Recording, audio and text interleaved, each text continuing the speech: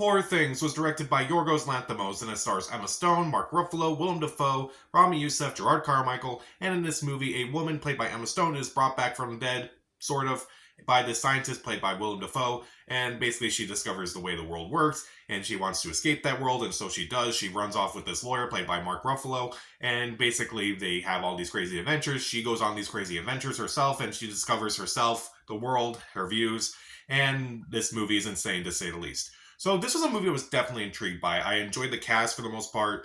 I do really like them. I did think the trailers themselves looked very interesting. Yorgos Lanthimos is a director who is very odd. He's directed a few movies that I really liked, such as The Lobster, Killing the Sacred Deer, The Favorite. So I was kind of curious to see like what movie he would do next. And this movie is kind of in his wheelhouse. It definitely has a lot of like weirdness to it. It has a lot of the fisheye lens cinematography that he had in The Favorites.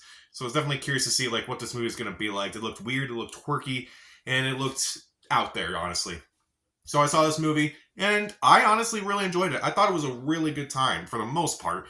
Kind of uncomfortable at times, but I'll get into that.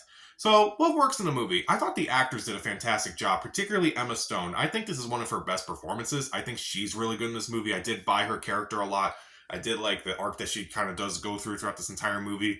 And I do like Mark Ruffalo in this movie a lot too. I thought Mark Ruffalo was the biggest surprise of this movie. He is so childish in this movie. It is absolutely hilarious. I thought his character was, I thought he was fantastic in the movie. I really want to see him do more comedic work after this because like this performance is just so ridiculous, and I was laughing more at the things he was doing more than Emma Stone. I would say I think he's the funniest in the movie. Willem Dafoe's also pretty good. Rami Youssef also is really good too. There are no bad performances in this movie per se. Some stand out more than others, like Stone and Ruffalo, but everyone else does a fine job. It is very funny throughout. There were moments throughout the first two acts where it is very strange, very surreal, very absurd. And honestly, I was laughing at some of the absurdity of this movie. It's like I kind of knew going into this that it was going to be weird, so I was kind of curious. It's like everybody else in the theater is like, okay, are you guys aware this movie's going to be weird? I hope you are. I hope you are aware this movie's going to be very weird and very awkward. So, and honestly, no one walked out, so that was something. But anyway, I do think it was a very funny movie. There were so many moments where it's like a sequence was just so absurd you had no choice but to laugh.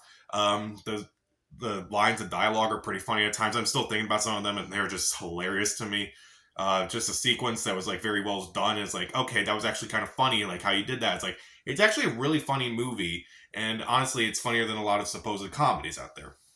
The production values are on point. This movie is fantastic with that. The world that they create for this movie is unbelievably beautiful. I was honestly amazed by looking at this movie. I honestly kind of wanted to like walk through this world and kind of see like what the rest of this world looks like. Most movies don't look like this, and I think it's very unique. I feel like this is going to be one of those worlds I feel like people are going to talk about in the next few years. It's like, okay, this is very unique in its production design and such. I just like, I would not imagine it that way, but it's like, that is something I'm amazed by. Meanwhile, the cinematography is fantastic as well.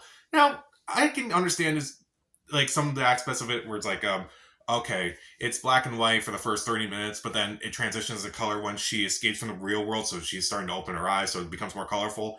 Honestly, the only thing I would have changed is like I would have make it a little bit more colorful as the movie goes on, and then at 100% of the movie, like towards the end of the movie, is just color throughout it. I wouldn't have made it all color right away, but I was still impressed by it. It looked very bright, it looked very unique, and it's definitely very different from a lot of the movies out there. The score, very well done as well, by Jerkson Hendricks. I thought that was really well done. It was very weird, it was very quirky, very, I don't know, I don't want to say whimsical, but it's just very, it was very different. It was unique. It was, at times it was calming, at times it was bombastic. It was just all over the place. But then again, this movie, that's kind of the best way to describe this movie. It's a little all over the place, but it is very fascinating. A lot of the themes are very fascinating as well. Like when you kind of like look into like some of the deeper dives of the character and like deeper dives of this movie and like the world that they're kind of creating in this movie, it is a very fascinating look at this world and like how Emma Stone's character kind of processes the whole thing. But there are a couple things in this movie that I honestly didn't care for. First off, there were way too many sex scenes in this movie. Yeah, there were so many sex scenes in this movie that I was just uncomfortable with, and especially as it kind of like continued on and just felt like there was more and more sex scenes with each new setting that they were in. And honestly, it just kind of got annoying after a while. It's like, okay, we get it. This is another sex scene. You can kind of just gloss over this. You can kind of just go. I don't gloss over is not the right term, but maybe just skip over all this. It's like it kind of becomes a little too much at times. And also, there is a controversial plot point in this movie, which I don't know if I can really defend it. It's like they kind of mentioned this whole subplot, not necessarily a subplot, but it's the main plot, and like how they kind of like why Emma Stone kind of behaves the way that she does. And for some people, I can understand if they're like not okay with that. And at first, I was not okay with it. And as the movie kind of like went on, it's like, okay, I'm kind of like not necessarily getting over it, but like maybe that's like in the back of my head. But it's kind of weird. It's kind of like out there, and I feel like that kind of crosses several lines. I get what they were going for, but I was just, I don't know. Maybe there were times where I just felt like this movie kind of crossed a few lines, and maybe they shouldn't have. There were definitely times where it's like I feel like they should have crossed a few lines, but probably didn't.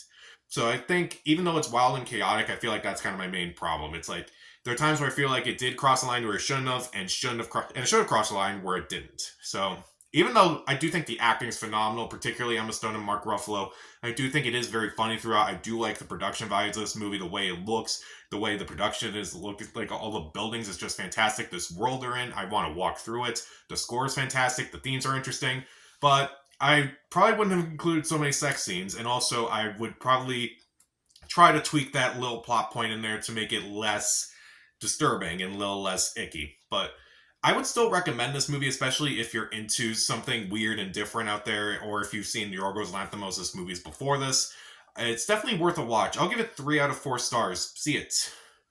So, what was the last movie that was just very out there? Like, what was the last movie you really enjoyed that was, like, out there?